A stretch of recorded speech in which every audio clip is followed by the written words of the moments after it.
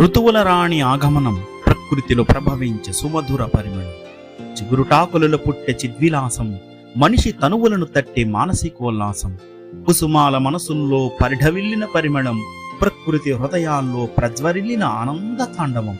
చైత్రశుద్ధమా ఇది, చైతన్యపు సిద్ధరూపమా? ఏ ఏటికా ఏడు వింతైన అనుభవాలు, లోతైన అనుభూతులు. అవునవును, జీవితమంటే అనుభవాల సంగమమే మరి.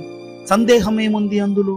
విజయాలు నన్ను తీయగా పలకరించిన, అనుభవాల మలుపులు పులుపులై నాలో పులకరించిన, అహంకారంతో అలు పెరగని పోరాటంనే కొనసాగించిన, నిరాశ నిస్పృహలు చేదు అనుభవాలనే మిగిల్చిన, చెక్కు చెదరలేదెన్నడూ నేను. బతుకు సంద్రంలో రుచి చూసిన ఉప్పదనాన్ని విసర్జించలేదెప్పుడు. జీవితానాది సమతుల్యత సాధనమని స్వీకరించడం తప్ప. వగరులోని వగరుని సైతం నే ఒడిసి పట్టుకున్న జీవితానాదో నూతన ప్రారంభ సూచికని.